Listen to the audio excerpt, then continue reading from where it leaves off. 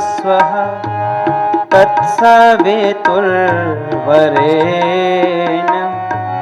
भर्गो देवस्य धीमहि धियो यो नः प्रचोदयात्। ॐ भूर्भुवः स्वः तत्सवितुर्वरेण्यं भर्गो देवस्य धीमहि धियो यो नः प्रचोदयात्।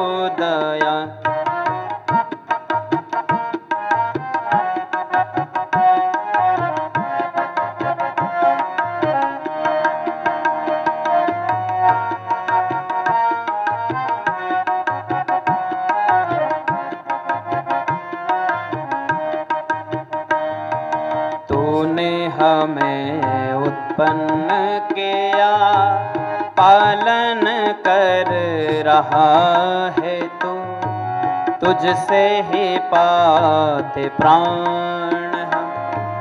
दुखियों के कष्ट हरता है तू, तेरा महान तेज है, छाया हुआ सभी स्थान। सृष्टि की वास्तु में तो हो रहा है विद्यमान। तेरा है धरते ध्यान हम, मांगते तेरे दया। ईश्वर हमारे बुद्धि को श्रेष्ठ मार्ग पर चला, दाता हमारे बुद्धि को सत्य मार्ग पर चला, वेद मार्ग पर चला, धर्म मार्ग पर चला।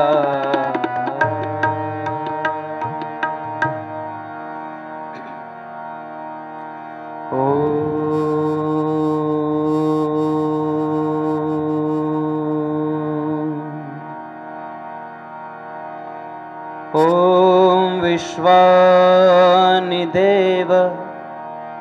सवितर्दुरितानि परासुव। यद्भद्रं तन्यासुव।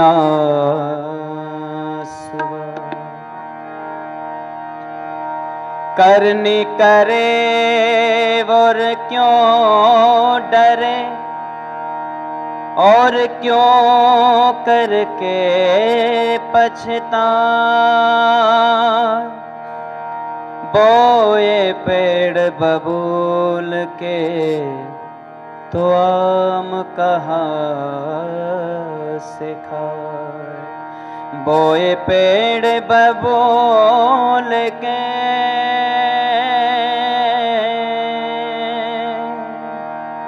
तो आम कहाँ से खाए।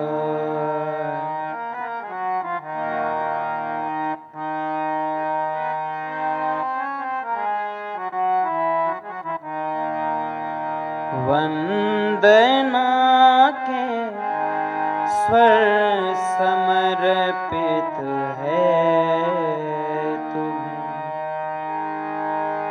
वंदना के स्वर समर्पित है तुम्हें। तन भी मन भी प्राण अर्पित, तन भी मन भी प्राण अर्पित है तुम्हें। वंदना के स्वर समर्पित है तुम्हें। वंदना के स्वर समर्पित है तुम्हें।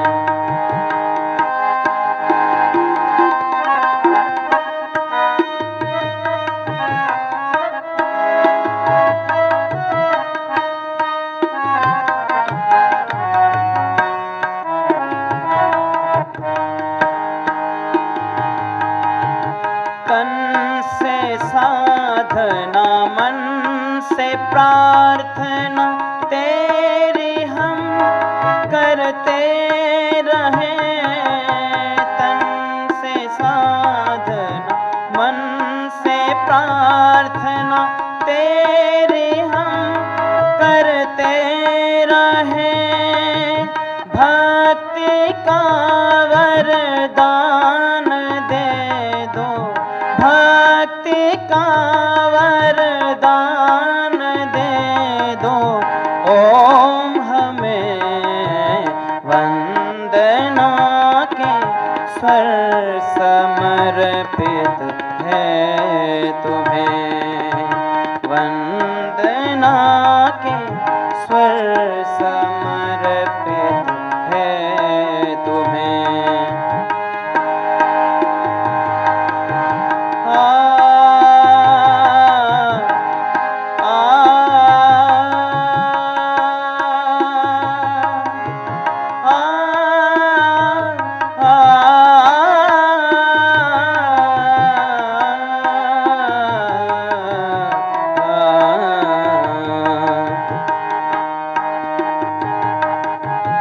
साधना है लक्ष्य हो कल्याणकारी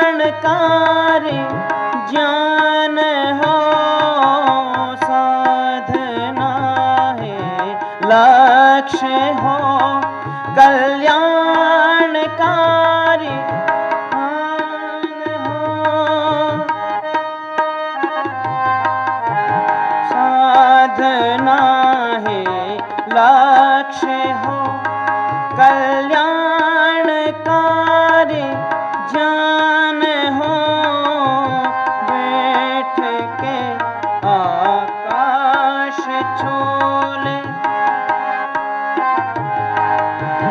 बढ़ के हम आकाश छूले, फिर भी ना अभिमान हो, बढ़ के हम आकाश छूले, फिर भी ना अभिमान हो।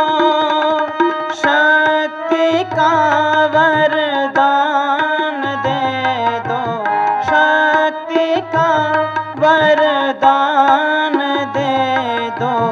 ओम हमें वंदना के स्वर समर्पित है तुम्हें, वंदना के स्वर समर्पित है तुम्हें।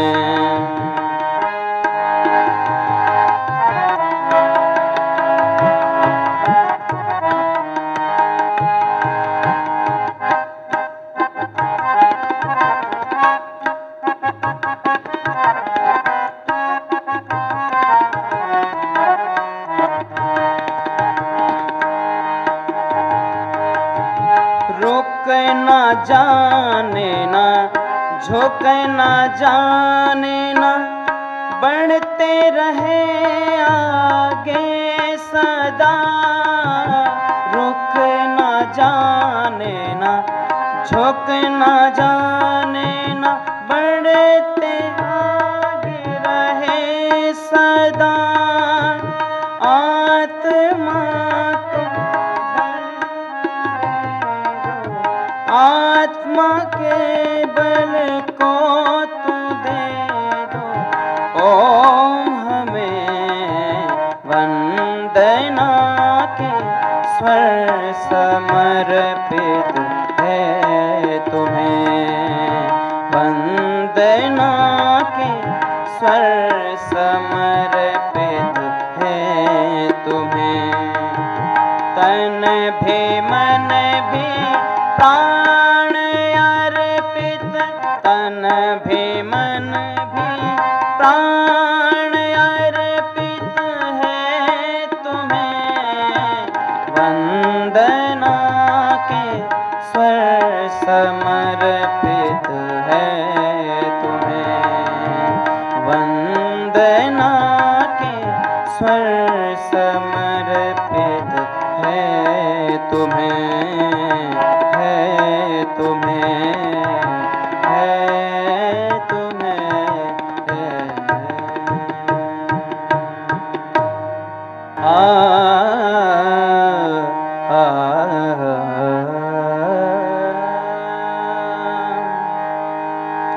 कैसे उतरे पार नैया।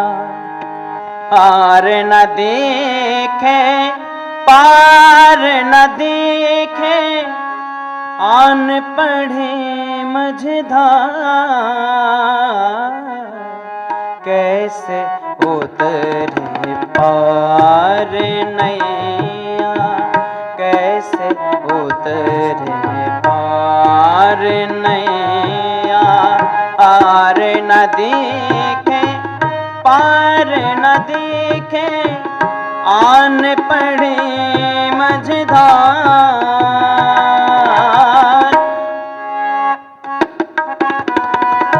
आन पढ़े मझधार। कैसे उतरे पार नैया, कैसे उतरे पार नैया।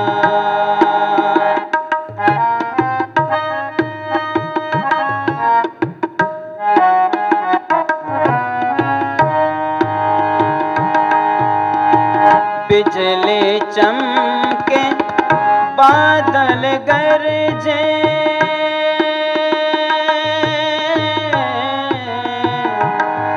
आ, आ, बिजली चमके, बादल गरजे, उल्टी चलत बयार। उल्टी चलत बयार। गहरी नदिया नाव पुरानी, गहरी नदिया नाव पुरानी, केवट अति मतवार। कैसे उतरे पार नैया, कैसे उतरे पार नैया। पार न देखे, पार न देखे, आन पढ़े मझधार। कैसे उतरे पार नैया।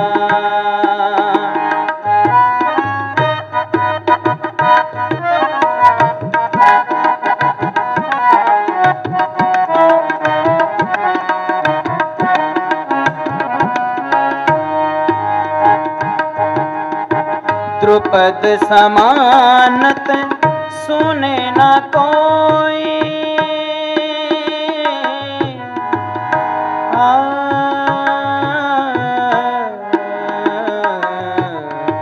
द्रुपद समानत सुने न कोई, मेरी कूक पुकार। मेरी कूक पुकार। वेगवती दुष्तर है धारा, वेगवती दुष्तर है धारा। ऊंची तरंग अपार। कैसे उतरे पार नैया, कैसे उतरे पार नैया। पार न देखे, पार न देखे, आन पढ़े मझधार। कैसे उतरे पार नैया, कैसे उतरे पार नैया।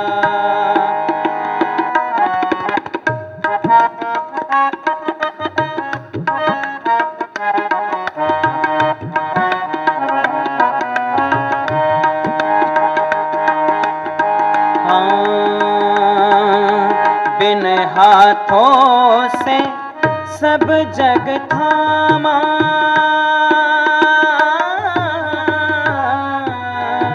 बिन हाथों से सब जग थामा, बिन बिन हाथों से सब जग थामा, बिन हाथों से सब जग थामा, बिन हाथों से सब जग थामा, बिन हाथों से सब जग थामा, सो प्रभु हाथ पसार, सो प्रभु हाथ पसार।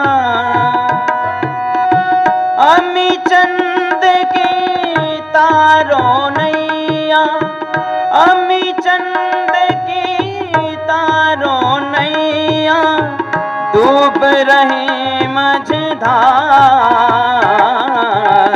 कैसे उतरे पार नैया, आर नदी के पार नदी के, आर नदी के पार नदी के, आर नदी के पार नदी के, आर नदी के पार नदी के, उल्टी बयार, कैसे उतरे पार नैया, कैसे उतरे पार नैया, कैसे उतरे पार नैया, कैसे उतरे पार नैया।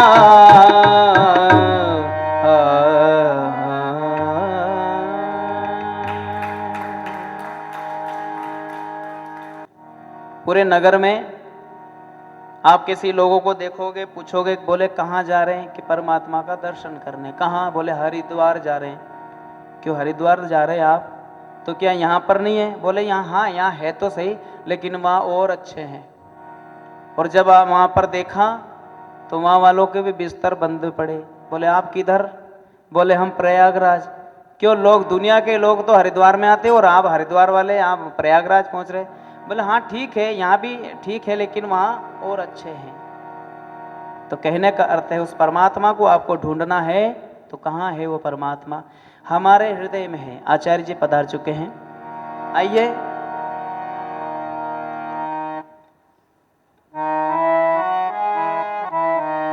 तेरी गति का भेद न पाया,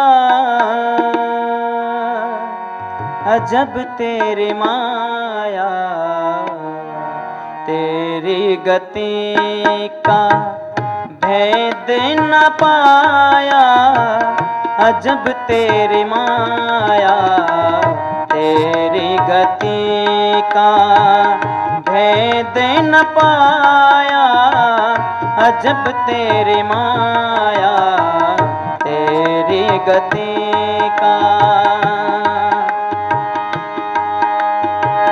जड़ नभ में तूने बनाए चांद और तारे, चांद और तारे, जड़ नभ में तूने बनाए चांद और तारे, चांद और तारे, तेरी रोशनी से, तेरी रोशनी से गगन जगमगाया, अजब तेरे माया, तेरी गति का भेद न पाया रे पाया, अजब तेरे माया, तेरी गति का।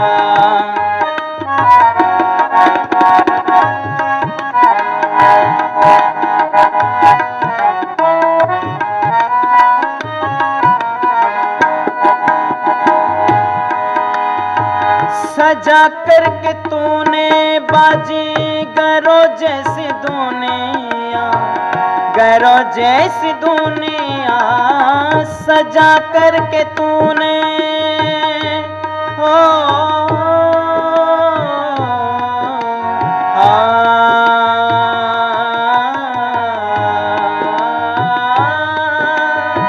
सजा करके तूने बाजी गरो जैसी दुनिया, गरो जैसी दुनिया, मगर जग के कण कण में, मगर जग के कण कण में विधाता समाया। अजब तेरे माया, तेरी गति का भेद न पाया। अजब तेरी माया, तेरी गति का।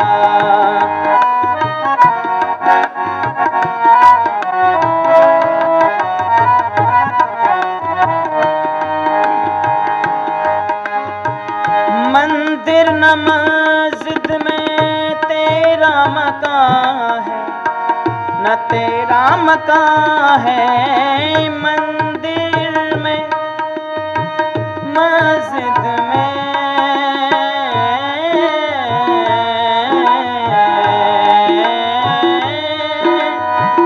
मंदिर न मस्जिद में तेरा मकान है, न तेरा मकान है। मगर मन के मंदिर में, मगर मन के मंदिर में बैठा तो पाया।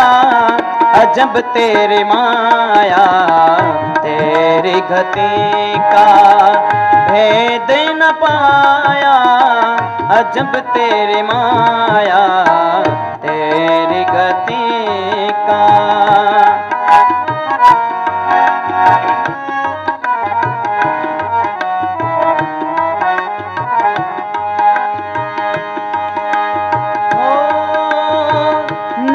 समझ लक्ष्मण ये क्या हो रहा है, ये क्या हो रहा है। नहीं समझ लक्ष्मण ये क्या हो रहा है, ये क्या हो रहा है। किसी को हंसाया तो, किसी को हंसाया तो, किसी को रुलाया। अजब तेरी माया, तेरी गति का भेद न पाया। अजब तेरी माया, तेरी गति का भेद न पाया। अजब तेरी माया, तेरी गति का, तेरी गति का।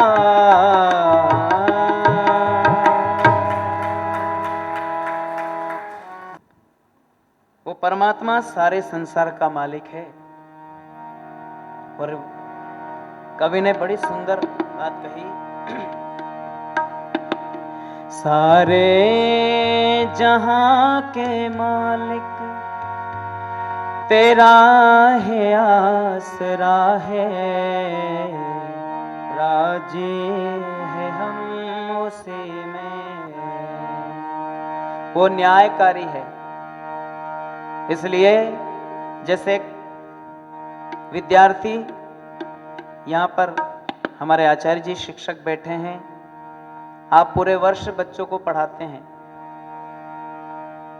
और जब बच्चा परीक्षा में बैठता है और जब परीक्षा देता है तो आप घूम घूम करके, शिक्षक क्या करते, घूम घूम करके देखते हैं और ये भी देखते हैं कि ये प्रश्न जो हल कर रहा है सही कर रहा है या गलत कर रहा है। लेकिन वहां पर टोका टिक्की नहीं की जाती, वहां पर कोई नहीं टोकते। क्यों? क्योंकि मैंने इसको पूरे वर्ष पढ़ाया लेकिन ये पढ़ा ही नहीं, तो जो भी लिख रहा है तो कहा कोई बात नहीं, तू लिख, कॉपी तो मेरे पास आएगी और जैसा तूने कर्म किया है जो तूने पढ़ा है उतना ही तुझे नंबर मिलेगा। ऐसे ही हमारे लिए भी परमात्मा सदैव हमारे आगे पीछे है, सब कुछ देख रहा है। चाहे पुण्य करो चाहे पाप करो, जब उसकी बारी आएगी फल देने की तो वो तो चुकने वाला नहीं है। तो कहा सारे जहां के मालिक तेरा है आसरा है। राजी है हम उसी में जिसमें तेरी रजा है। सारे जहां के मालिक तेरा है आसरा है। राजी है हम उसी में जिसमें तेरी रजा है। सारे जहां के मालिक तेरा है आसरा है, राजी है हम उसी में जिसमें तेरी रजा है। सारे जहां के मालिक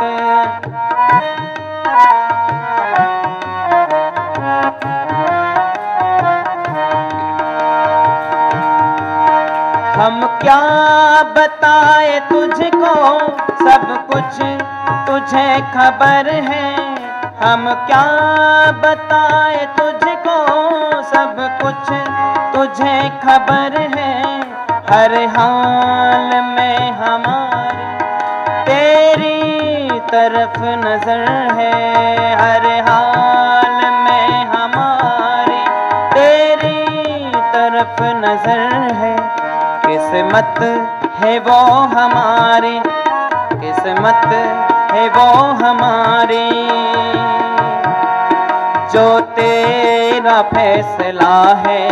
राजी है हम उसी में जिसमें तेरी रजा है।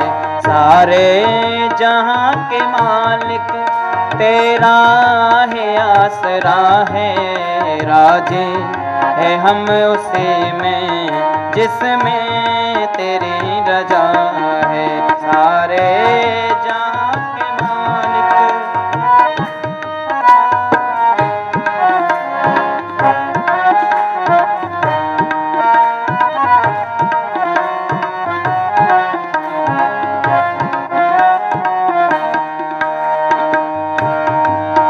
हाथों को हम दुआ की खातिर मिलाए कैसे। हाथों को हम दुआ की खातिर मिलाए कैसे। सजदे में तेरे आकर सर को झुकाए कैसे। सजदे में तेरे आकर सर को झुकाए कैसे। मजबूरियां हमारी, मजबूरियां हमारी सब तू ही जानता है। राजी है हम उसी में जिसमें तेरी रजा है।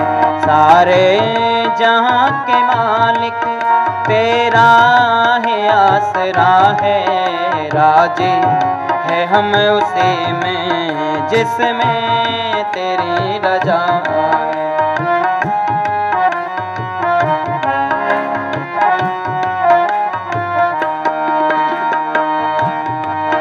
रोकर कटे या हंस कर कटती है जिंदगानी।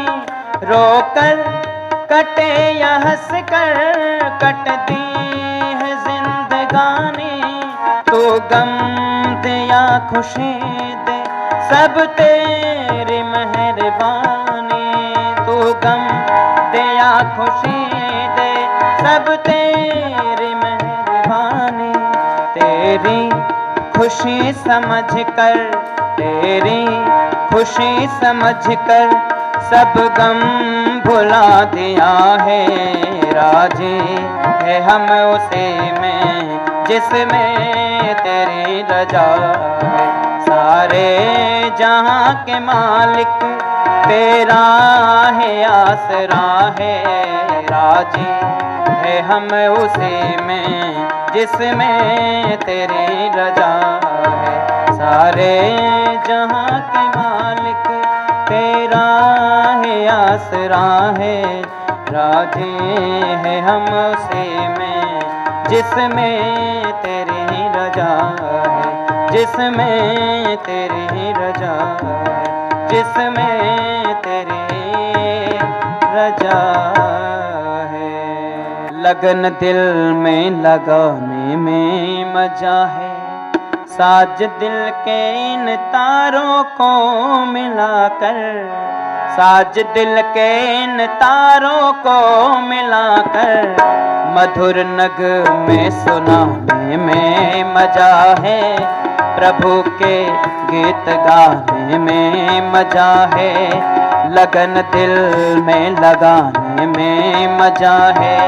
साज दिल के इन तारों को मिलाकर, साज दिल के इन तारों को मिलाकर, मधुर नग में सुनाने में मजा है, मधुर नग में सुनाने में मजा है।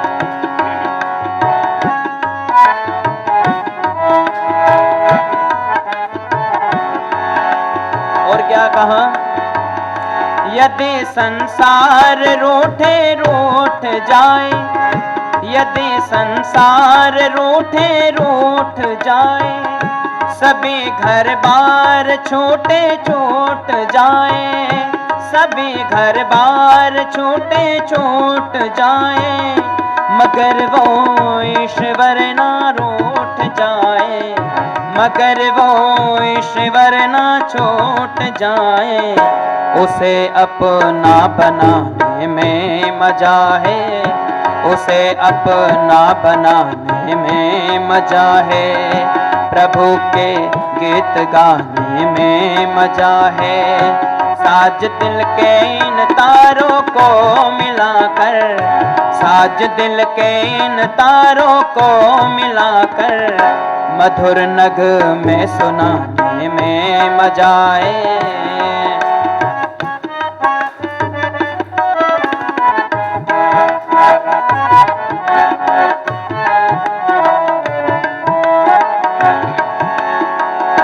सिकंदर सा किसी पर हो खजाना, सिकंदर सा किसी पर हो खजाना, नहीं सर सामने उसके झुकाना, नहीं सर सामने उसके झुकाना, मिले भगवान का कोई दीवाना, मिले भगवान का कोई दीवाना, उसी को सर झुकाने में मजा है, उसी को सर झुकाने में मजा है। साज दिल के इन तारों को मिलाकर, साज दिल के इन तारों को मिलाकर, मधुर नग में सुनाने में मजा है। प्रभु के गीत गाने में मजा है।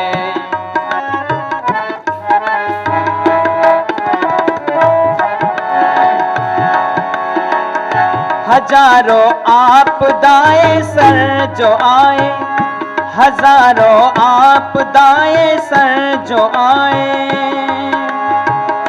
खड़ा हो काल भी नजरें गड़ाए, खड़ा हो काल भी नजरें गड़ाए, कदम अपने मगर ना रोक पाए, कदम अपने मगर ना रोक पाए, पैर आगे बढ़ाने में मजा है, पैर आगे बढ़ाने में मजा है। साज दिल के इन तारों को मिलाकर, साज दिल के इन तारों को मिलाकर, मधुर नग में सुनाने में मजा है। प्रभु के गीत गाने में मजा है। और मेरे आर्यों, बेमोल जी ने इतनी सुंदर कड़ी ये आखिरी वाली लिखी है, आप सभी मेरे साथ दोहराएंगे। यदि स्वाभिमान से जीना न आया, यदि स्वाभिमान से जीना न आया, जाम उल्फत अगर पीना न आया, जाम उल्फत अगर पीना न आया, फटे दिल को अगर सीना न आया, फटे दिल को अगर सीना न आया, जहर बेमोल खाने में मजा है। उसको तो जहर खा लेना चाहिए, किसी के दुख को अगर नहीं पहचानता है। जहर बेमोल खाने में मजा है, प्रभु के गीत गाने में मजा है। साज दिल के इन तारों को मिलाकर, साज दिल के इन तारों को मिलाकर, मधुर नगमे सुनाने में मजा है, प्रभु के गीत गाने में मजा है, प्रभु के गीत गाने में मजा है, मधुर नगमे सुनाने में मजा है, मधुर नगमे सुनाने में मजा है। अरे योगी टंकारा से आया चल के, पहुंचा मथुरा में विरजानंद द्वार। योगी टंकारा से आया चल के, पहुंचा मथुरा में विरजानंद द्वारे। निराला योगी दयानंद स्वामी हो, निराला योगी दयानंद स्वामी, टंकारा से हो टंकारा से आया चल के, पहुंचा मथुरा में विरजानंद द्वार। योगी टंकारा से आया चल के, पहुंचा मथुरा में विरजानंद द्वारे।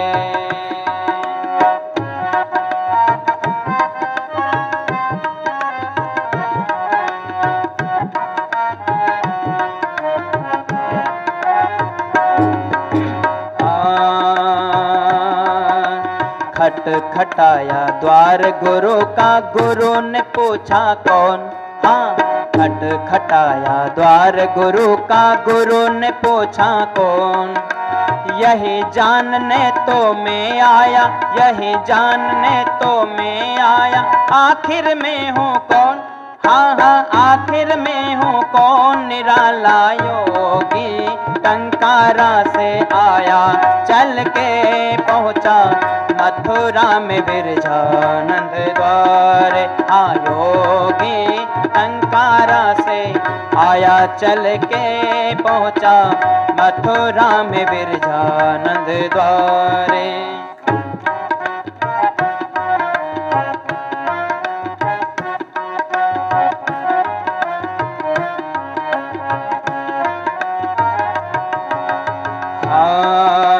गुरु ने पूछा पढ़ा है क्या क्या, योगी ग्रंथ गिनाए। गुरु ने पूछा पढ़ा है क्या क्या, योगी ग्रंथ गिनाए।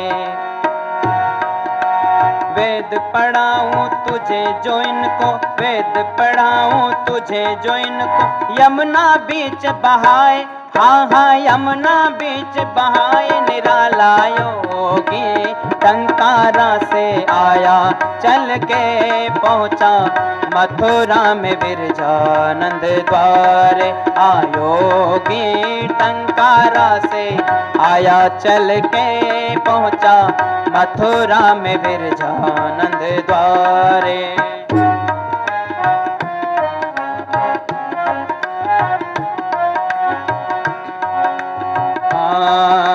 अष्टाध्याय व्याकरण और दर्शन ग्रंथ पढ़ाए।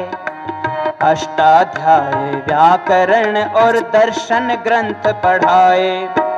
वेदों के हर एक मंत्र का, वेदों के हर एक मंत्र का अर्थ खोल समझाए। अर्थ खोल समझाए। निराला योगी टंकारा से आया चल के, पहुँचा मथुरा में विरजानंद द्वार। योगी टंकारा से आया चल के, पहुँचा मथुरा में विरजानंद द्वारे।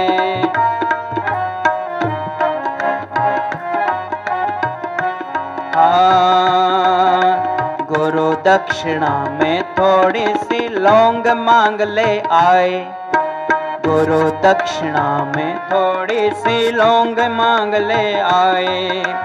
अंकित कर ले मन में केवल, अंकित कर ले मन में केवल वेद प्रचार है भाई। हाँ हाँ वेद प्रचार है भाई। निराला योगी टंकारा से आया, चल के पहुंचा मथुरा में बिरजानंद द्वारे। योगी टंकारा से आया, चल के पहुंचा मथुरा में बिरजानंद द्वारे। योगी टंकारा से आया, चल के पहुंचा मथुरा में बिरजानंद द्वारे। मथुरा में बिरजानंद द्वारे। बोले ऋषिवर देव दयानंद की। अभी तो और संभलना है, अभी तो और संभलना है, अभी तो और संभलना है। स्वामी दयानंद के सपनों को, योगी दयानंद के सपनों को हमें पूरा करना है। अभी तो और संभलना है, अभी तो और संभलना है, अभी तो और संभलना है। योगी दयानंद के सपनों को, स्वामी दयानंद के सपनों को हमें पूरा करना है। अभी तो और संभलना है, अभी तो और संभलना है, अभी तो और संभलना है। पीछे तक आवाज आनी चाहिए, पीछे वालों की भी आवाज आनी चाहिए। हम अगर अभी नहीं संभलेंगे तो कब संभलेंगे? आइए सभी दोहराएंगे साथ में। अभी तो और संभलना है, अभी तो और संभलना है। योगी दयानंद के सपनों को, स्वामी दयानंद के सपनों को हमें पूरा करना है। अभी तो और संभलना है, अभी तो और संभलना है, अभी तो और संभलना है। और हर परिस्थिति में आचार्य जी, जब हम मध्य प्रदेश के जंगलों में प्रचार प्रसार किया करते थे, मुझे आर्य समाज आर्य प्रतिनिधि सभा मध्य प्रदेश की सभा में सेवा देने का अवसर मुझे प्राप्त हुआ। लगभग 9 वर्षों तक मैंने सेवा दी। हम आदिवासी क्षेत्रों में जाकर के प्रचार करते थे।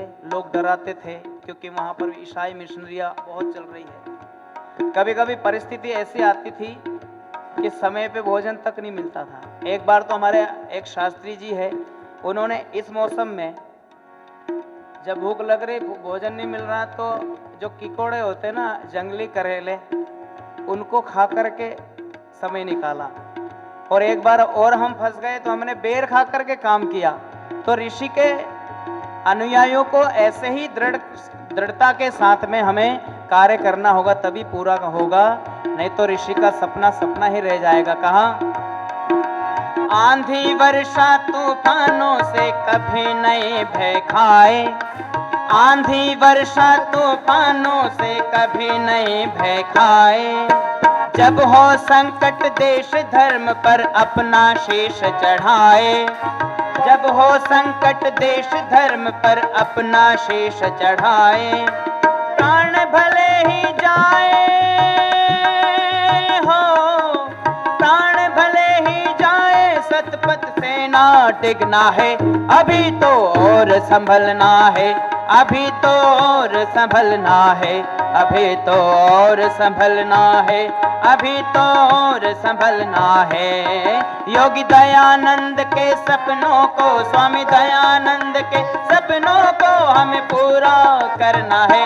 अभी तो और संभलना है, अभी तो और संभलना है, अभी तो और संभलना है।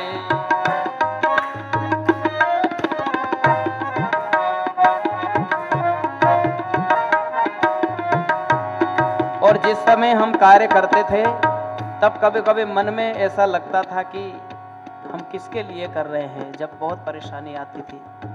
लेकिन कहीं फिर वापस हम झांकते हैं ऋषि की ओर, तो ऋषि ने तो कितने बार जहर पिया, है ना, 16-17 बार जहर पिया। ऋषिवर देव दयानंद को 40 बार मारने का प्रयास किया, लेकिन अकेला डटता रहा। कोई कहते ना कि एक चना भाड़ नहीं झोंकता, लेकिन उसको तरीके से उछालो, किसी की आंख जरूर फोड़ सकता है।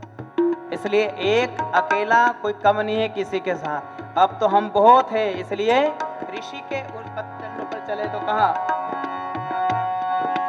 जला रहे जो ऊंच नीच और भेद भाव की ज्वाला, जला रहे जो ऊंच नीच और भेद भाव की ज्वाला, अमृत के बदले जो दे रहे हमें जहर का प्याला, अमृत के बदले जो दे रहे हमें जहर का प्याला, टल न सके संकल्प यही हो, टल न सके संकल्प यही, अन्याय न सहना है, अभी तो और संभलना है, अभी तो और संभलना है। स्वामी दयानंद के सपनों को, योगी दयानंद के सपनों को हमें पूरा करना है, अभी तो और संभलना है, अभी तो और संभलना है। जमा हुआ मुद्दत से जिनके मन पर मेल पुराना, जमा हुआ मुद्दत से जिनके मन पर मेल पुराना, पाखंडों के फंदों से है उन्हें हमें बचाना, पाखंडों के फंदों से उन्हें हमें बचाना। भूले भटके फिरे जहां, भूले भटके फिरे जहां, हमें राह दिखाना है, अभी तो और संभलना है, अभी तो और संभलना है, अभी तो और संभलना है, अभी तो और संभलना है, अभी तो और संभलना है, अभी तो और संभलना है, अभी तो और संभलना है। सभी बोलेंगे एक बार, अभी तो और संभलना है, अभी तो और संभलना है, अभी तो और संभलना है, अभी तो और संभलना है।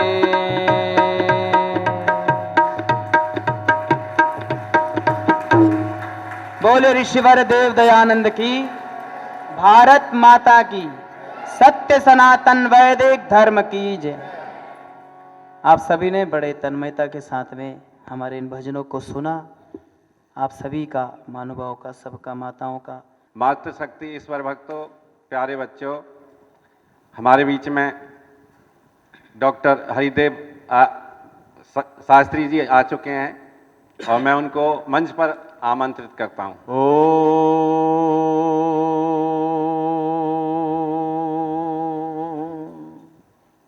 अग्ने व्रतपते व्रतं चरिष्यामि, तच्छकेयं तन्मे राध्यताम्। इदमहमन्द्रितात् सत्यमुपैमि, इदमहमन्द्रितात् सत्यमुपैमि। तमीश्वराणां परमं महेश्वरं, तं देवतानां परमं च दैवतम्। पतिं पतीनां परमं परस्तात्, विदाम देवं भुवनेश्वमीड्यम्। नमस्ते सतेते जगत्कारणाय, नमस्ते चिते सर्वलोकाश्रयाय। नमो द्वैततत्त्वाय मुक्तिप्रदाय, नमो ब्रह्मणे व्यापिने शाश्वताय। नमो ब्रह्मणे व्यापिने शाश्वताय। ओम शांति शांति शांति। वेद प्रचार सप्ताह का दूसरा दिन चल रहा है और निरंतर हम ये कोशिश कर रहे हैं कि वेद का जो ज्ञान है वो किसी न किसी प्रकार से उसका लाभ हम लोग उठा पाएं। आप देखिए, जब कोई व्यक्ति नई मशीन खरीद के लाता है घर में और वो नहीं जानता उसको ऑपरेट करना, कैसे उस मशीन को बंद करना है, कैसे उस मशीन को चलाना है, लेकिन जैसे ही उस मशीन को कवर से बाहर निकालता है तो उसमें उसको एक बुकलेट मिलती है और उस बुकलेट को पढ़ता है। जब उस बुकलेट को पढ़ता है तो उसमें पूरी तरह से उसे जानकारी मिलती है कि इस मशीन को कैसे ऑपरेट करना है, कैसे आपने ऑन करना है, कैसे आपने ऑफ करना है। अगर छोटी मोटी कोई खराबी आती है तो किस प्रकार से उस मशीन को ठीक करना है, ये उस बुकलेट के अंदर लिखा होता है। मैं विचार करता हूं कि परमात्मा ने 4 ऋषियों के अंतःकरण में जो वेदों का ज्ञान दिया, शायद इस मशीन के साथ में वो एक परम ग्रंथ दिया। जैसे हम मशीन के कवर को खोल करके और बुकलेट निकालते हैं और सारी जानकारी उस मशीन की ले लेते हैं, उसी तरह से इस परम ग्रंथ को और विशालतम ग्रंथ को अगर हम पढ़ना प्रारंभ कर दें तो ये जो अखिल ब्रह्मांड है इसकी जानकारी हमें प्राप्त हो जाएगी। और ये जो मशीन है इसको कैसे ऑपरेट करना है, कैसे चलाना है, इस पर आरूढ़ होकर के कौन यात्रा कर रहा है, इसको आनंद की अनुभूति कैसे हो सकती है, ये सारी के सारा जो ज्ञान है वो कहां से प्राप्त होगा? जो परम ग्रंथ वेद है। आप देखिए, बहुत सारे ऐसे तत्व हैं जिन पर हम विचार करना चाहते हैं और जिनके विषय में जानना चाहते हैं, तो क्या करें? वेद की शरण में जाएं।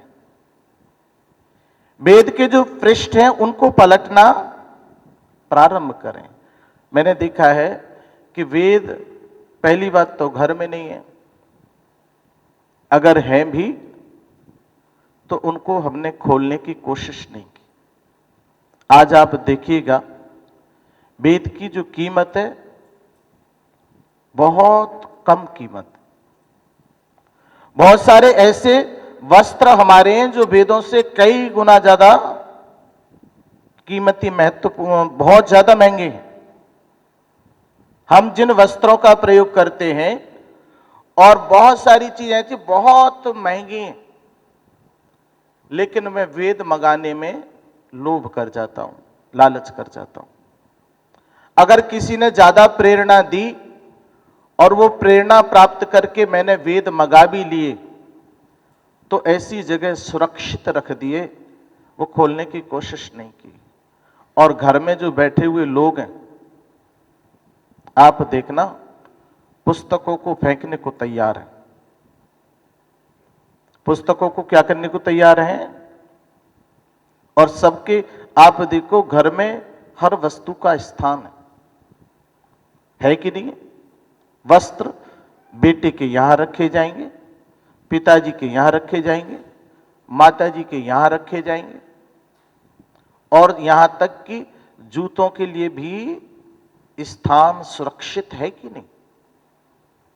जो दुनिया का परम ग्रंथ है, पवित्रतम ग्रंथ है और विशालतम ग्रंथ है, क्या उसके लिए घर में जगह नहीं होनी चाहिए? और वो भी हम सब लोग आर्य समाज में जाने वाले लोग, उस परम ग्रंथ के लिए घर में जगह अत्यंत आवश्यक। तो उस वेद के पृष्ठ पलटते हैं और कुछ तत्वों पर विचार करते हैं। आपने सुना होगा अग्नि सूक्त वेद में बहुत आता है। अग्नि सूक्त वेद में बहुत आता है और सोम सूक्त भी वेद के अंदर है। अग्नि को बड़ा पवित्रतम माना गया। अग्नि क्या है? पवित्रतम है।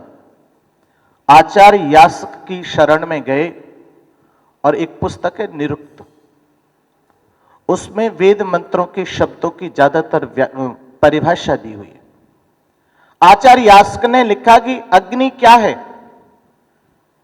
आचार्य यास्क लिखते हैं कि अग्नि क्या है। देखिए सामान्य सा शब्द है और लिखते हैं अग्रणी भवति, अग्रे नयति अग्रणी भवति इति अग्नि। आचार्य यास्क क्या लिख रहे हैं? जो मनुष्य को आगे बढ़ने की प्रेरणा देती है। आगे बढ़ने की मनुष्य को क्या देती है? प्रेरणा देती है। और मनुष्य अग्नि को साक्षी मान करके कितने सारे संकल्प लेता है कि नहीं लेता है? विवाह संस्कार जब होता है तो अग्नि को साक्षी मान करके फेरे लेते हैं कि नहीं लेते? और अग्नि के अंदर सबसे बड़ा गुण क्या है? वस्तु की वास्तविकता से परिचित अगर कोई कराता तो कौन कराता है? अग्नि कराती। और वस्तु के जो गुण विद्यमान है उनको कई गुना बढ़ाने की जो क्षमता और शक्ति है वो किसके अंदर है? अग्नि के अंदर है। आप घर में लाकर के घी रख लीजिए और उसमें खुशबू तो आएगी, लेकिन उस घी को अगर अग्नि का साहचर्य प्राप्त हो जाए तो, घी को अग्नि का सानिध्य अगर प्राप्त हो जाए तो घी की खुशबू कई गुना बढ़ती है कि नहीं बढ़ती? आप देखिए आपके घर में सामग्री रखी हुई है, सामग्री की खुशबू आपके घर के अंदर आ रही है, लेकिन उस सामग्री को जब अग्नि का सानिध्य प्राप्त हुआ तो उसकी खुशबू कई गुना डबल ट्रिपल कई गुना बढ़ती चली गई। आप बताइए घी रखी हुई है, सामग्री रखा हुआ, सब कुछ घर में है, लेकिन अग्नि नहीं। घर के अंदर घी रखा है, सामग्री रखी है, सारे के सारे जितनी वस्तुओं की आवश्यकता है वो सारी की सारी वस्तु रखी है, लेकिन यज्ञ करना चाहते बिना अग्नि के हो पाएगा? बिना अग्नि के संभव नहीं है, क्योंकि जब तक उस अग्नि के अंदर घी की आहुति नहीं दी जाएगी, जब तक उस अग्नि के अंदर सामग्री की आहुति नहीं दी जाएगी, आपका जो उद्देश्य प्रदूषण को दूर करना है उसमें आपको सफलता हासिल नहीं हो पाएगी। इसलिए अग्नि क्या है? पवित्रतम है। अग्नि क्या है? पवित्रतम है।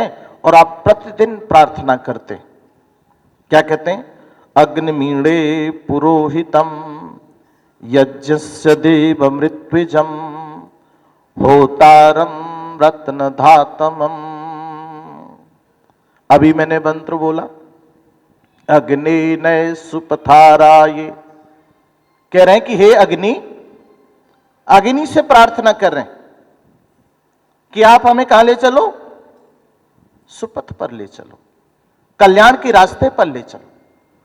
और अग्नि के अंदर इतनी बड़ी शक्ति है कि उस अग्नि में अगर आपने एक लाल मिर्च डाल दी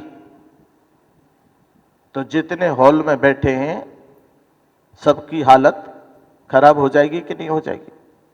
ये किसका गुण है? अग्नि का।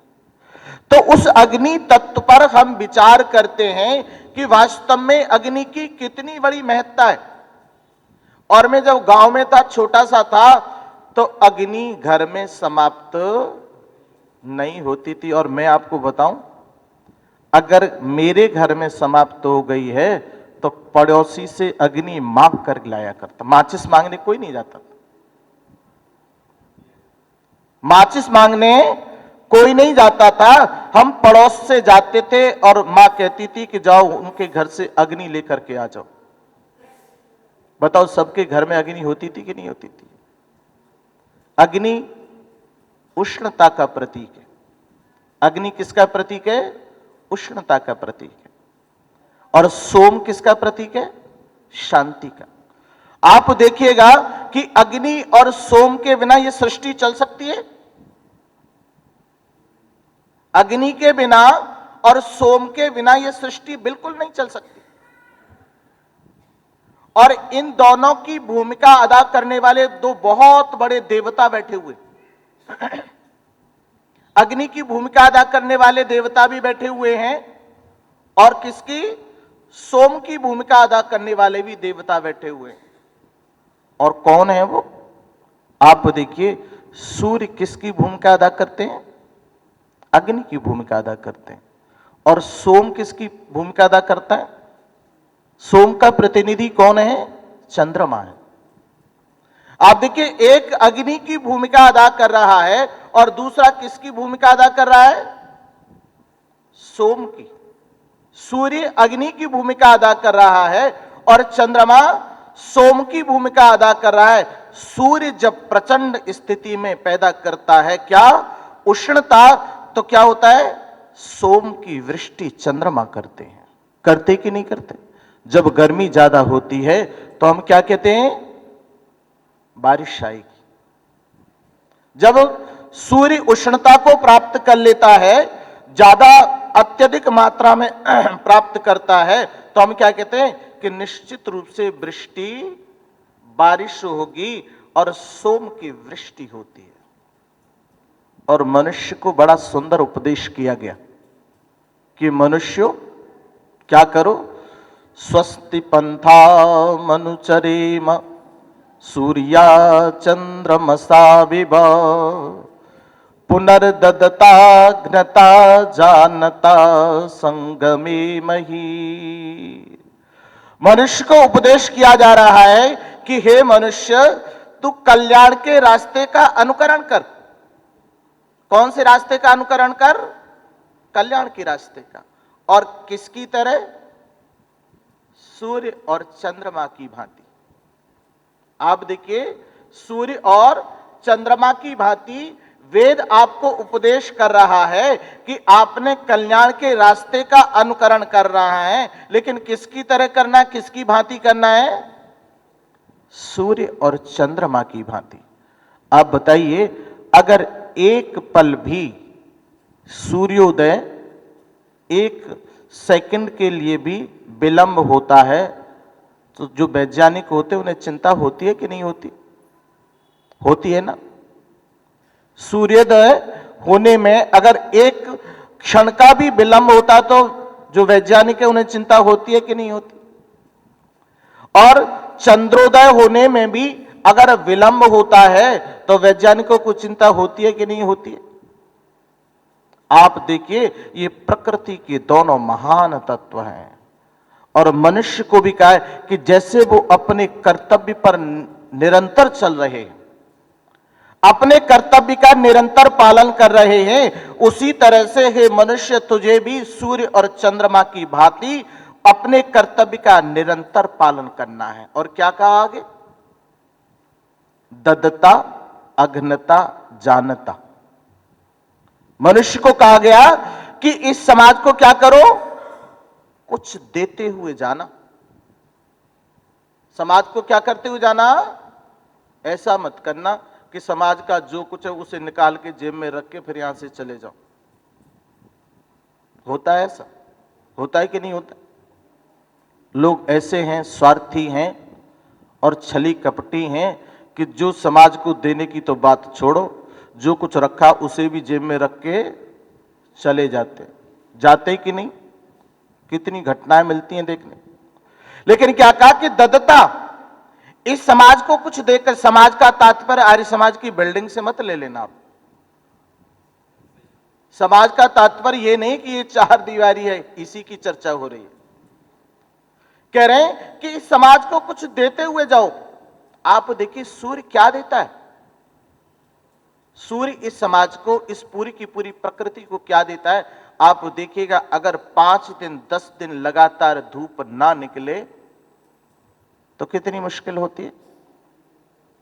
हम तरस जाते हैं कि कैसे ही सूर्य की किरण मेरे घर के अंदर वाले कमरे में अंदर तक सूर्य की किरण पहुंच जाए। कितना वैज्ञानिक है। मेरा घर का जो अंदर वाला कमरा है, उस कमरे के अंदर सूर्य की किरण, सूर्य की रोशनी कैसे ही पहुंचे? क्यों? कि जो शक्ति और सामर्थ्य सूर्य की उस किरण के अंदर और किसी में नहीं है। आप देखिए, जितने विषैले कीटाणु हैं उनको कौन मारता है? विषैले कीटाणु जितने हैं, प्रकृति में प्रदूषण जो व्याप्त है, सूर्य के पास में इतनी शक्ति और क्षमता है कि अपनी किरणों के माध्यम से भी छोटे मोटे प्रदूषण को क्या करता है? वो दूर कर देता है। बारिश में जितने विषैले कीटाणु पैदा हुए थे, वो सारे के सारे विषैले कीटाणु जब सूर्य की रोशनी आई और अच्छी धूप जब निकली, तो सारे के सारे विषैले कीटाणु उस सूर्य की किरणों ने क्या कर दिए? समाप्त कर दिए।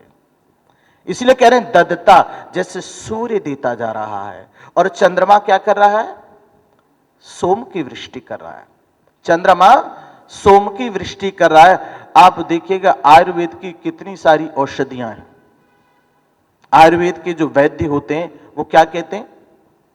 कितनी सारी औषधियां, ज्यादातर औषधियां आयुर्वेद का वैद्य कहेगा कि इसे धूप में अच्छी तरह सुखा लेना, फिर इसको कूटना, कपटचन करना, फिर इसका प्रयोग कर लेना।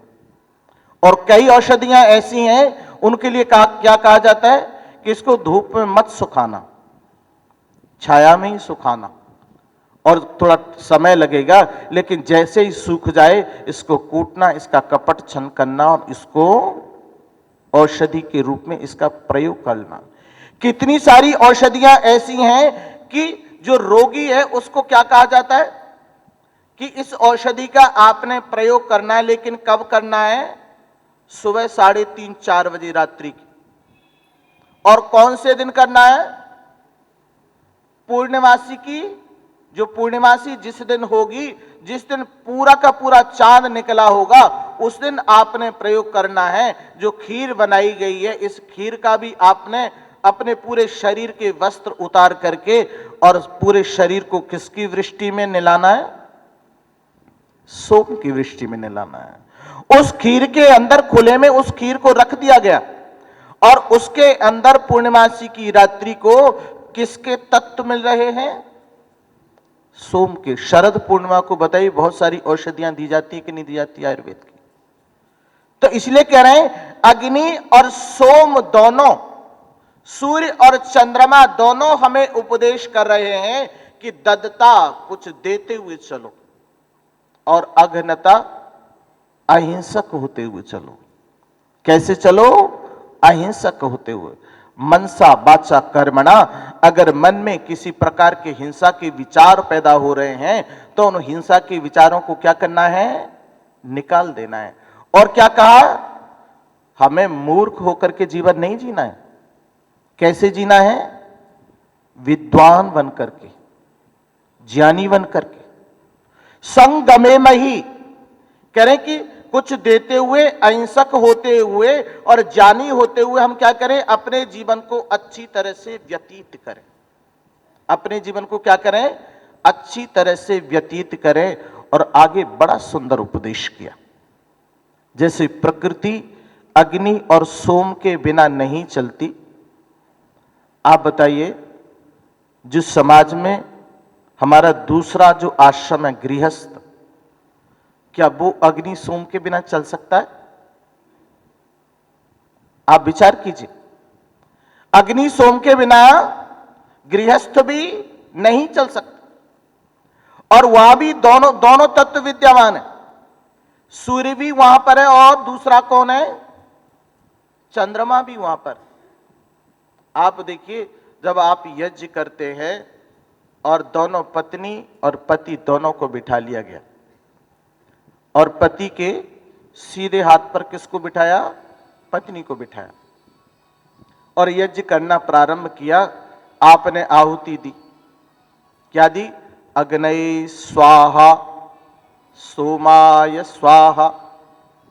एक आहुति जिधर पति बैठे थे उत्तर दिशा में, उधर आहुति दी, और दूसरी आहुति कहां दी? जिधर पत्नी दक्षिण दिशा में बैठी हुई थी उनकी तरफ आहुति थी। उत्तरायण और दक्षिणायन से भी, प्रकृति से भी इसका संबंध। आप सब जानते हैं कि जैसे जैसे सूर्य उत्तरायण होता है, कौन सी ऋतु बढ़ती है? ग्रीष्म ऋतु बढ़ती।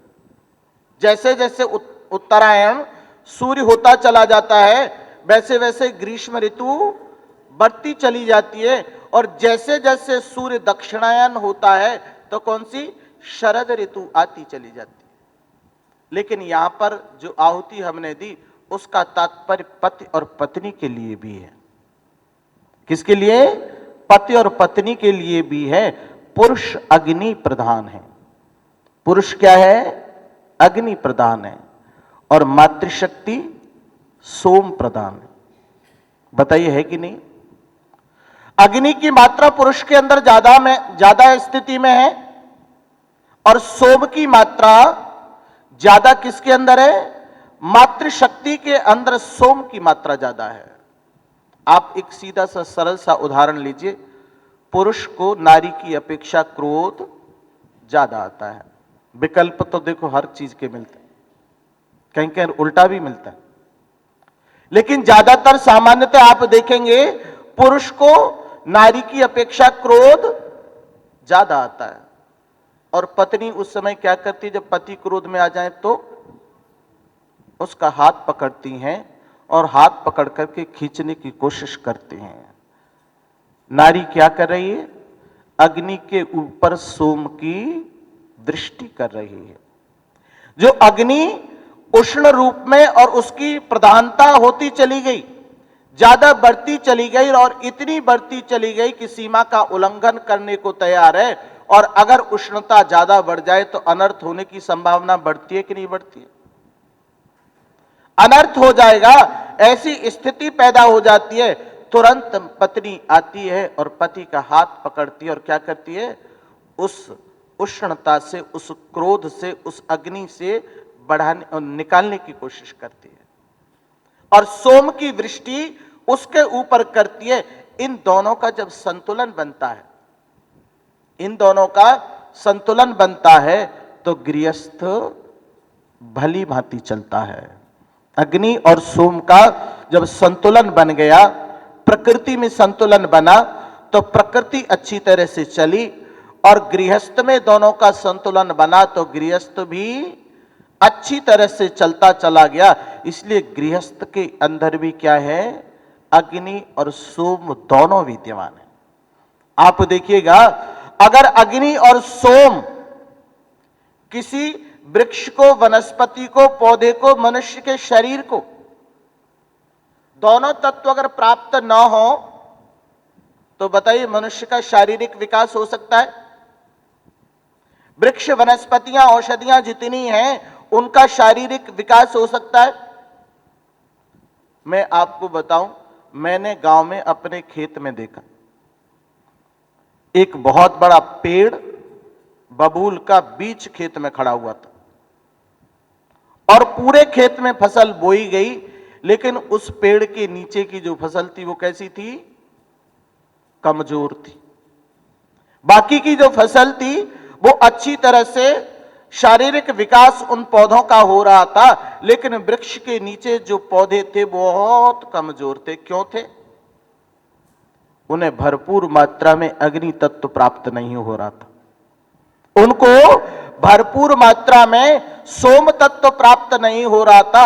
आप बताइए, आपके शरीर को अगर अग्नि तत्व, सूर्य की धूप अगर आपके शरीर को नहीं लगती है तो कितनी हानि शरीर को होती। बच्चा जब नवजात शिशु होता है, जो पैदा होता है, आजकल दिल्ली में तो आप देख लो, पैदा होते ही वो क्या कहते हैं? पी लिया है। पैदा होते ही ज्यादातर 80%, 90% बच्चों को डॉक्टर क्या बोल देता है? इसको क्या है? पी लिया है। और क्या कहते? इसको लंगोट पहना करके, और सुबह जब सूर्योदय हो रहा हो, इसके पूरे शरीर को क्या लगाओ? कितना आवश्यक है अग्नि तत्व। हमारे शरीर में विटामिन डी की कमी जब होती है तो क्या कहा जाता है? आपने क्या करना है? अग्नि तत्व का स्नान करना है। आप देखिए कितने विदेशी पर्यटक ऐसे हैं जिनके यहां धूप नहीं निकलती है, वो सूर्य का स्नान करने यहां आते हैं कि नहीं आते? कितना वैज्ञानिक, वो पूरे के पूरे शरीर को क्या लगाना चाहते हैं? सूर्य से अग्नि तत्व प्राप्त कर रहे हैं। सूर्य से कौन सा तत्व प्राप्त कर रहे हैं? अग्नि तत्व सूर्य से प्राप्त कर रहे हैं, और शरीर में जो रोग है उन सारे के सारे रोगों को निकालने की कोशिश कर रहे हैं। तो इसलिए गृहस्थ के अंदर भी अग्नि और सोम दोनों विद्यमान बैठे हुए हैं। इन दोनों के संतुलन जब तक गृहस्थ के अंदर नहीं बनता तब तक गृहस्थ अच्छी तरह से, आप देखिए गृहस्थ में अग्नि और सोम का होना अत्यंत आवश्यक।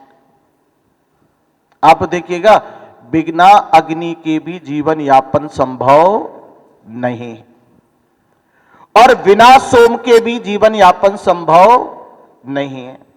आपको मैं एक छोटा सा उदाहरण और देता हूं अग्नि और सोम का। आपने बहुत सारी मूवी देखी होंगी, बहुत सारे फिल्मी गाने आपने सुने होंगे, लेकिन बता दो किसी गाने में सूर्य को मामा शब्द से पुकारा गया हो? कहीं पर भी सूर्य के लिए मामा शब्द का प्रयोग नहीं किया गया। क्या शब्द आया? चाचा शब्द से उसको संबोधित किया गया। और चंद्रमा को कौन से शब्द से संबोधित किया गया? क्यों किया गया? कितना सामान्य सा उदाहरण। क्यों किया गया? क्योंकि एक पुरुष सूर्य अग्नि प्रधानता है और उसको सूर्य का वंशज माना गया, इसलिए उसको क्या चाचा शब्द से उसका प्रयोग किया गया। और मामा शब्द किसके लिए पुकारा गया? चंद्रमा के लिए। क्यों पुकारा गया? क्योंकि मातृशक्ति के अंदर सोम की मात्रा ज्यादा है, इसलिए उसको मामा शब्द से पुकारा गया। छोटा सा उदाहरण लेकिन बिल्कुल सटीक बैठता है कि नहीं बैठता? इसलिए कह रहे हैं कि अग्नि और सोम दोनों के विषय में अगर जानकारी लेना चाहते हैं, जानना चाहते हैं, तो आप क्या कीजिए? वेद के पृष्ठों को पलटना शुरू कीजिए। वेद के पृष्ठों को, वेद की ऋचाओं को पढ़ना शुरू कीजिए, और पढ़ करके क्या कीजिए? आप प्रतिदिन बोलते हैं ना, अग्न आया हि वीतये गृणानो हव्यदातये निहोता सत्सिवर्हिषि। और आगे बढ़िए। हमारे यहां आप देखिए बहुत सारे लोग, तरह तरह के संप्रदाय के लोग रहते कि नहीं रहते? कुछ दूसरे संप्रदाय के लोग हैं, कोई दूसरे संप्रदाय को मानता है, कोई किसी संप्रदाय को मानता है, लेकिन अग्नि और सोम की अवहेलना कोई नहीं करता। आप देखिए किसी भी धर्म को व्यक्ति, किसी भी संप्रदाय से जुड़ा हुआ व्यक्ति हो, धार्मिक अनुष्ठान करने जब बैठता है तो दोनों तत्वों को महत्व देता। किसी भी संप्रदाय को मानने वाला व्यक्ति जब धार्मिक अनुष्ठान करने बैठता है तो दोनों तत्वों को क्या देता है? महत्व देता है। आप देखिए जब बड़े बड़े यज्ञ होते हैं, चतुर्वेद पारायण, बहुत बड़े बड़े यज्ञ होते हैं, गुरुकुल एटा की कभी यज्ञशाला आप लोगों ने देखी हो? संसार में ऐसी यज्ञशाला नहीं है जहां 500 लोग बैठ करके यज्ञ निरंतर कर सकते हैं। जिस यज्ञशाला के अंदर पूरा का पूरा यजुर्वेद लिखा हुआ है, यज्ञशाला के अंदर संगमरमर के पत्थर पर पूरा का पूरा यजुर्वेद सारा का सारा लिखा है। और आपने आचार्य विद्यादेव जी का नाम सुना होगा, आदरणीय डॉक्टर करणदेव शास्त्री जी बैठे हुए हैं और भाई अनिल शास्त्री जी बैठे हुए, ये भली भांति जानते। आचार्य विद्यादेव जी नोएडा गुरुकुल में जो थे, उनके हाथों से वो पूरा का पूरा उनको शुद्ध और अशुद्ध देखा गया। पूरा यजुर्वेद उसमें लिखा है, और 84 खंबे पिलर्स हैं, 84 पिलर्स। यज्ञशाला गुरुकुल एटा के यज्ञशाला। तो कह रहे हैं कि जब बड़े बड़े यज्ञ जब होते, बड़े बड़े यज्ञ जब होते हैं तो बड़े बड़े यज्ञों के अंदर क्या रखा जाता है? चारों कोनों पर आप देखिएगा बड़े बड़े घड़े पानी के भर के रख दिए जाते हैं। बड़े बड़े घड़े पानी के भर करके रख दिए जाते हैं। और वो किस लिए रखे जाते हैं? अगर अग्नि ज्यादा उष्णता को धारण करती है, सीमा का उल्लंघन करती है, तो उसको शांत करने के लिए सोम वहां पर विद्यमान है।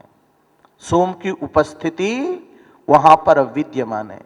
इसलिए कोई भी व्यक्ति किसी भी कार्य को करने वाला हो, किसी भी धार्मिक अनुष्ठान को करने वाला व्यक्ति हो, उसके अंदर दोनों तत्व अग्नि और सोम दोनों तत्व विद्यमान होते हैं और दोनों तत्वों को वो महत्व देता है। आप देखिए अग्नि और सोम अत्यंत आवश्यक। वेद में एक प्रश्न आया, वेद में एक प्रश्न आया, और क्या प्रश्न आया? आप देखें, जब शरद ऋतु होती है और भयंकर सर्दी जब पड़ती है, कोहरा इतना व्याप्त हो जाता है कुछ देखने नहीं देता। होता है कि नहीं होता है? कोहरा इतना व्याप्त हो जाता है कि कुछ भी देखने नहीं देता। सामने जब देखते हैं तो कुछ दिखाई नहीं देता। हम कैसे लाइट जला करके गुजारा करते, यात्रा करते। लेकिन वेद में भी एक मंत्र आया और क्या कहा? किंचिद सूर्य समम ज्योति। मनुष्य ने कितनी कृत्रिम विद्युत बनाई कि नहीं बनाई? बनाई है ना। कितनी बड़ी बड़ी लाइट बनाई मनुष्य ने, कितने सारे बल्ब बनाए। और आप जानते होंगे सबसे पहले बल्ब का जो आविष्कार करता थे थॉमस एल्वा एडिसन। हमारे यहां संस्कृत में एक चैप्टर है कि उन्होंने जब बल्ब का आविष्कार किया, उससे पहले की घटना है, उन्होंने विद्यालय जाने से मना कर दिया। विद्यालय जाने से क्या कर दिया? मना कर दिया। बच्चे बड़े ध्यान से सुनेंगे। नाम सुना है? थॉमस एल्वा एडिसन का नाम सुना है? सुना है कि नहीं? उन्होंने बल्ब का क्या किया? आविष्कार किया। और जब वो विद्यालय जाते थे तो उन्होंने एक दिन अपनी मां से आकर के कहा कि मां, मैं विद्यालय नहीं जाऊंगा। मां ने पूछा क्यों? कि सारे मुझे मूर्ख कहते, सारे बच्चे मुझे क्या कहते? मूर्ख कहते, मैं विद्यालय नहीं जाऊंगा। और देखिए मां के अंदर कितनी शक्ति और सामर्थ्य।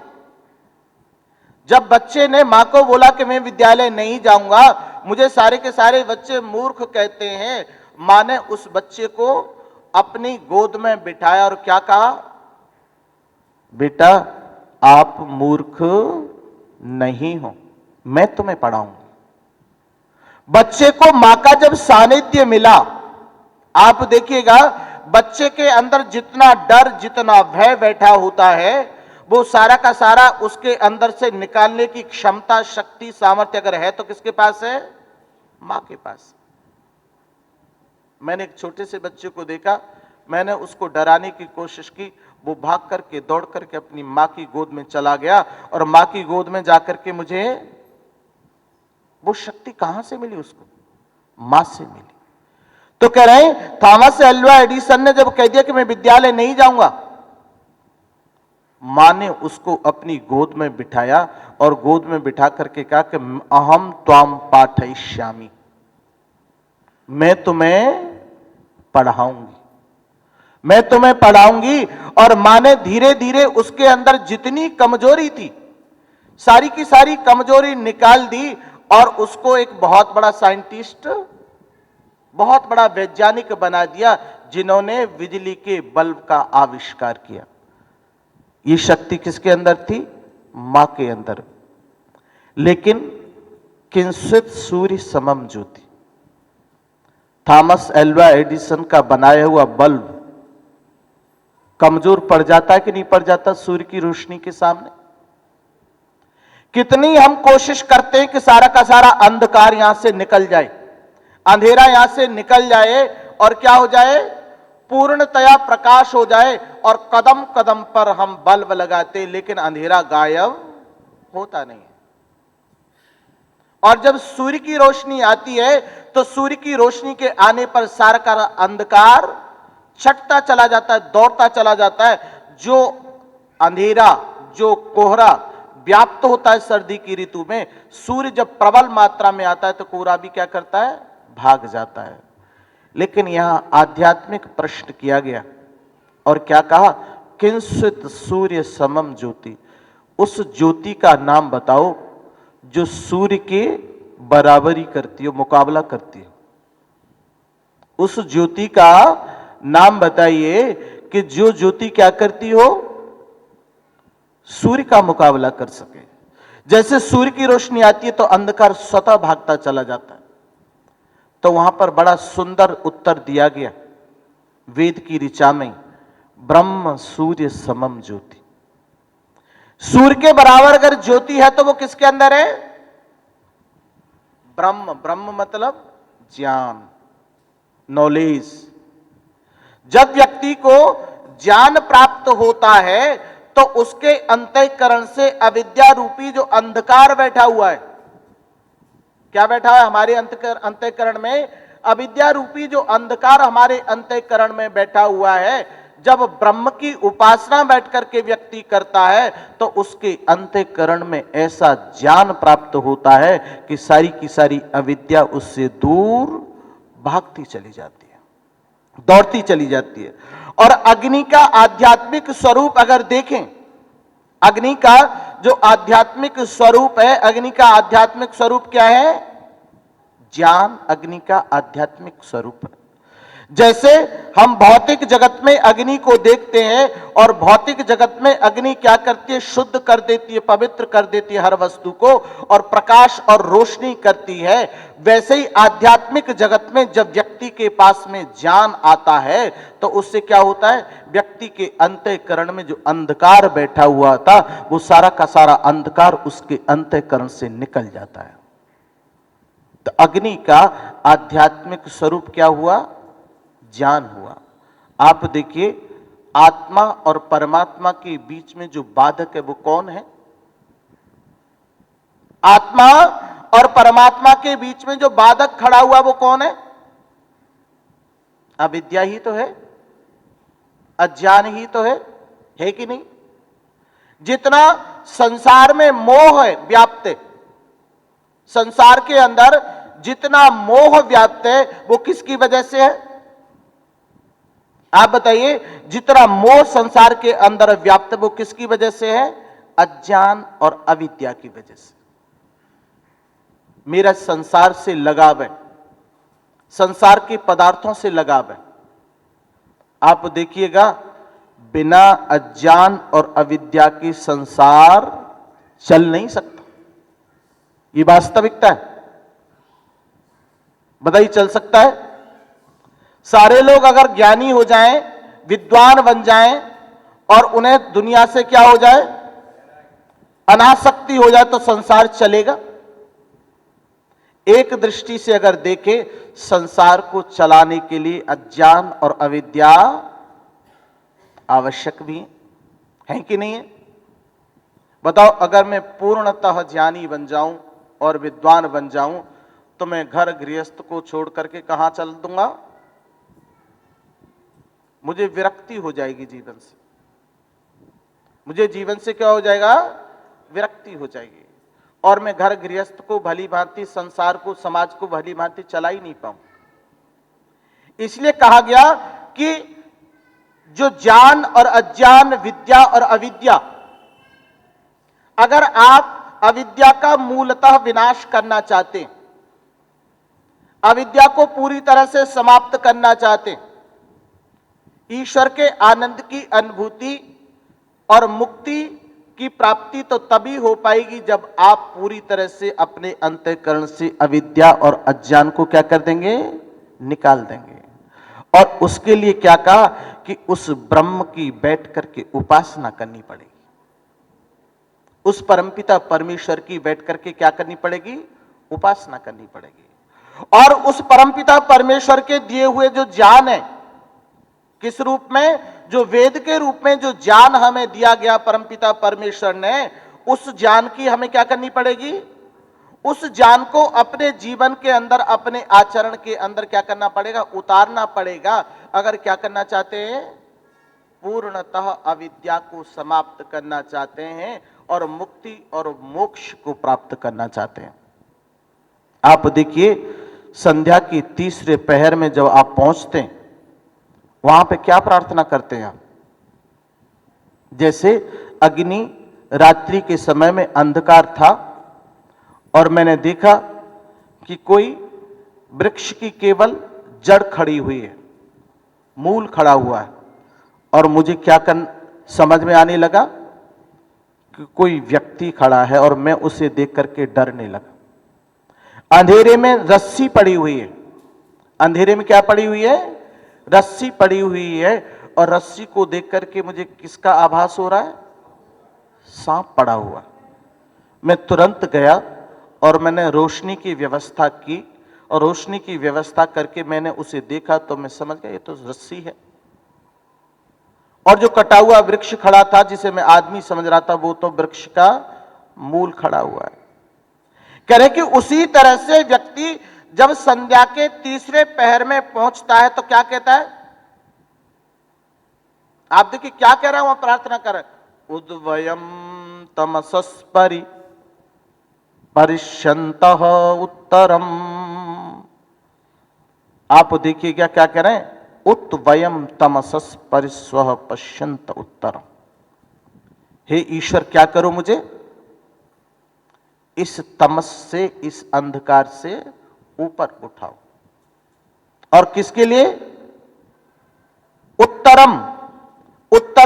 उत्तरायण से जैसे उष्णता बढ़ती चली जाती है, उसी तरह से यहां आध्यात्मिक पक्ष में उत्तर का तात्पर्य क्या है?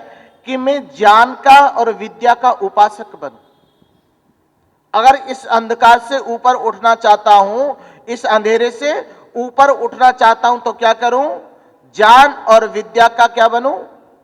उपासक बनूं। उपासक अगर बनूंगा तो निश्चित रूप से मैं क्या हो जाऊंगा?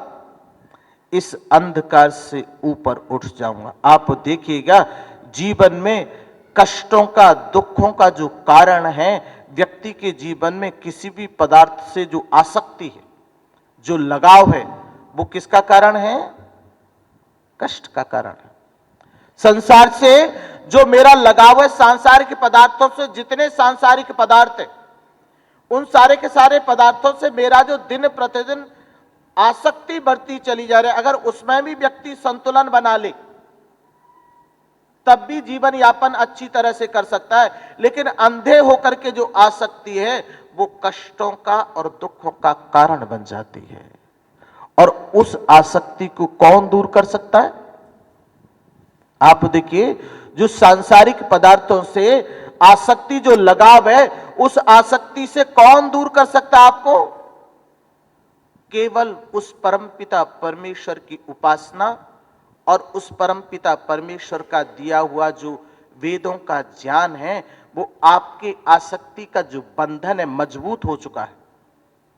आसक्ति का बंधन कैसा हो गया है? इतना मजबूत हो गया है कि मैं उसको छोड़ नहीं पा रहा हूं, मैं उसको छोड़ नहीं पा रहा हूं, और उसके साथ मैं ऐसा बंधा हुआ हूं, उसके लिए सब कुछ करने को तैयार हूं। और उस आसक्ति ने क्या पैदा कर दिया? मेरे अंदर राग पैदा कर दिया। मेरे अंदर क्या पैदा कर दिया? राग पैदा कर दिया।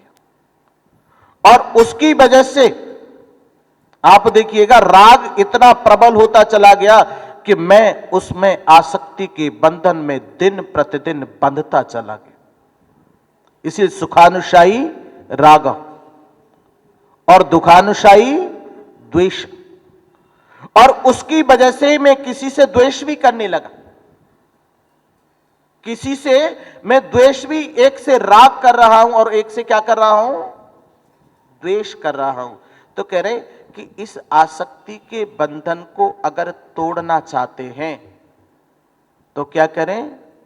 अग्नि का जो आध्यात्मिक स्वरूप, जो ज्ञान है, उस ज्ञान की बैठ करके उपासना करो। अग्नि का, जैसे भौतिक अग्नि में जितने पदार्थ डाले गए, और उन पदार्थों को डालने से, देखिए लिखा ना अग्निर्वै देवानाम मुखम, अग्नि किसका मुख है? देवताओं का मुख है। अग्नि को आप जो कुछ खिलाएंगे वो कहां जाएगा? देवताओं के पास जाएगा। इसलिए अग्नि जैसे हर वस्तु की वास्तविकता से परिचित करा देती है, अग्नि का आध्यात्मिक स्वरूप जो ज्ञान है वो भी संसार की वास्तविकता से आपको क्या करेगा? परिचित कराएगा। और संसार की वास्तविकता से जब मैं परिचित हो जाऊंगा तो बताइए, जो आसक्ति की जो ग्रंथि, जो गांठ है वो कमजोर होगी कि नहीं होगी? आसक्ति की जो गांठ है वो कमजोर होगी कि नहीं होगी? और वो गांठ कमजोर होगी तो क्या होगा? पापाचरण का रास्ता मेरा कमजोर पड़ेगा कि नहीं पड़ेगा? बहुत सारे पाप उस आसक्ति की वजह से कर रहा है मनुष्य, कर रहा है कि नहीं कर रहा है? जो आसक्ति है उसकी वजह से बहुत सारे पापाचरण कर रहा है मनुष्य। उस आसक्ति की ग्रंथि को जरा ढीला कीजिए और अग्नि के आध्यात्मिक स्वरूप ज्ञान को अपने जीवन में ला करके उस ग्रंथि को ढीला अगर करेंगे तो आप क्या होगा? आपकी जीवन शैली में बहुत बड़ा परिवर्तन पैदा होगा। आपकी जो जीवन शैली है उसमें बहुत बड़ा परिवर्तन होगा और आप कौन से रास्ते पर चलना शुरू कर देंगे? जो आध्यात्मिकता का रास्ता है, जिस अग्नि से आप प्रार्थना करते हैं, अग्ने न सुपथाराय, हे अग्नि मुझे आप कहां ले चलो? सुपथ पर ले चलो, अच्छे रास्ते पर ले चलो। टूटे हुए रास्ते पर कोई नहीं चलना चाहता। टूटे रास्ते पर कोई चलना चाहता है? सुपथ अच्छे रास्ते पर चलना चाहता है। इसलिए अग्नि से हम प्रार्थना कर रहे हैं कि हमें सुपथ पर लेकर के चलो। और सुपथ पर जब हम चलेंगे तो ये अग्नि ही हमें क्या दिलाएगी? मुक्ति और मोक्ष तक हमें अग्नि पहुंचाएगी। मुक्ति की प्राप्ति भी कराएगी और मोक्ष की प्राप्ति भी कराएगी। अग्नि का आध्यात्मिक स्वरूप जो ज्ञान है वो हमें मुक्ति और मोक्ष दोनों की प्राप्ति कराएगा। तो वेद की इस ज्ञान का जो प्रवाह है ये निरंतर बह रहा है और आप सब आएं और प्रतिदिन इसमें स्नान करके जाएं और अपनी आसक्ति की जो ग्रंथि है, देखो सबके अंदर है, ये मत सोचना कि मैं बिल्कुल अछूता हूं।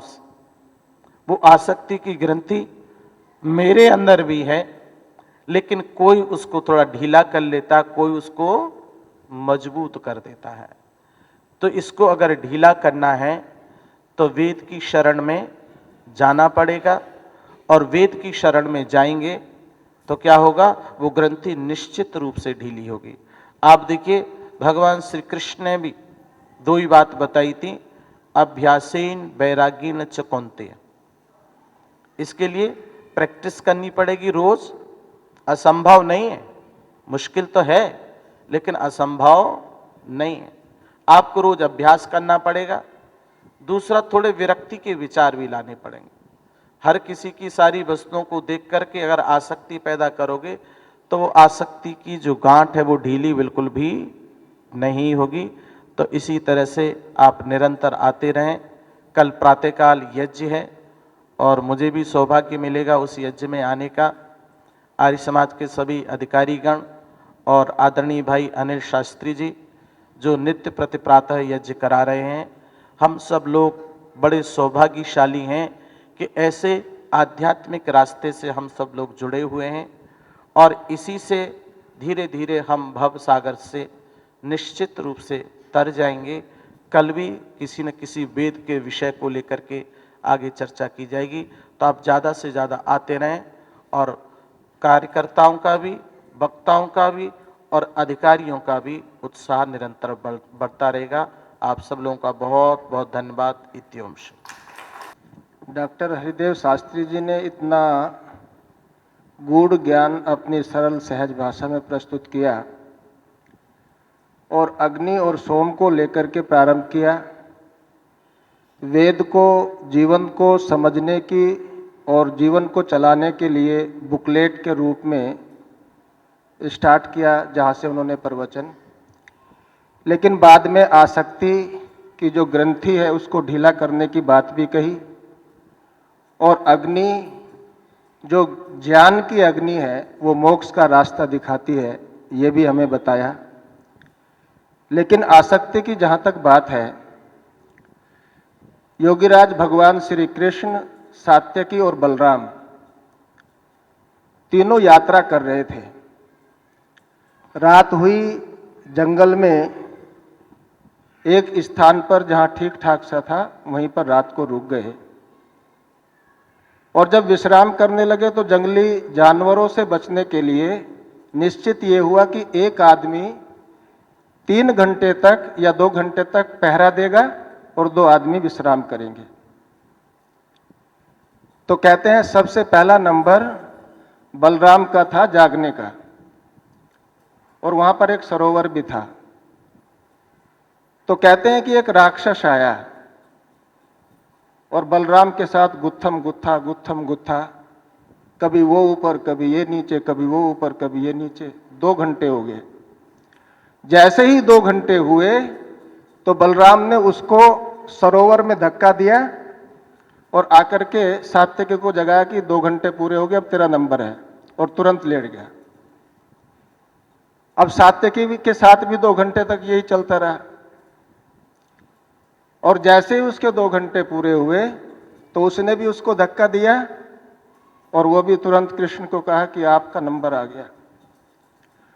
और जब तक प्रभात होने ही वाला था, यानी ब्रह्म मुहूर्त जो 3:30 बजे का समय होता है, तो कहते हैं कृष्ण के ऊपर जब उसने झपट्टा मारा तो कृष्ण ने उसका विरोध नहीं किया, पीछे हटते गए और पीछे हटते गए और वो कमजोर होता गया।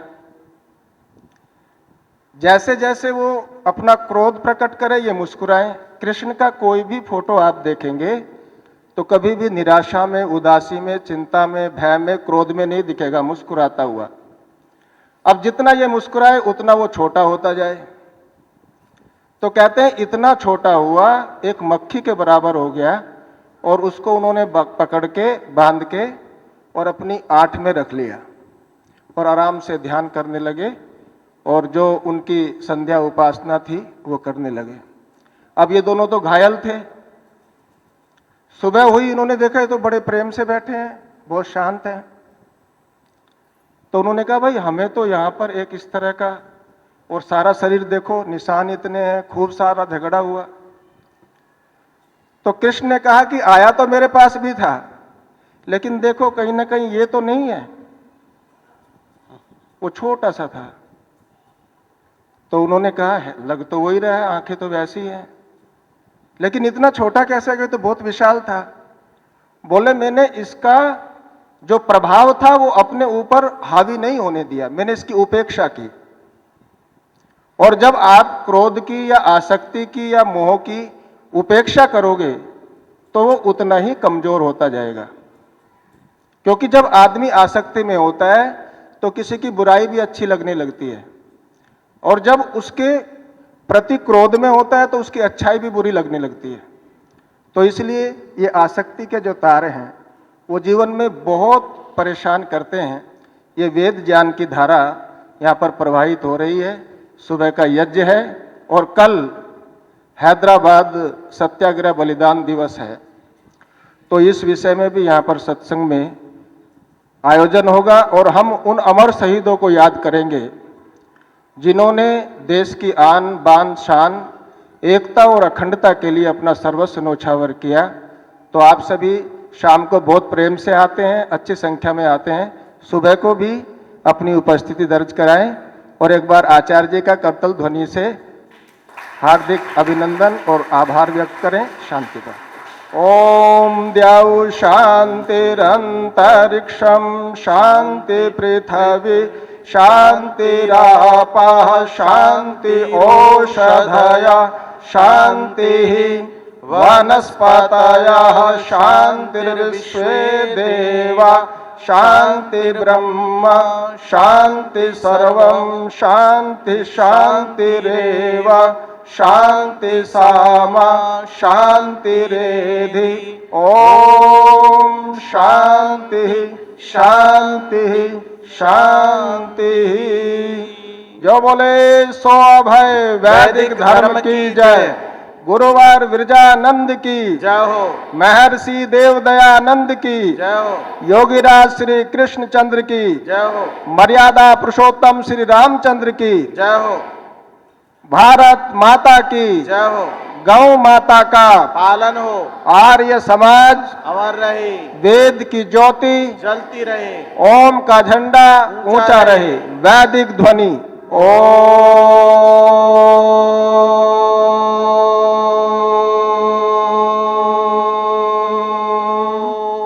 आर्य अभिवादन। सभी को सादर नमस्ते जी।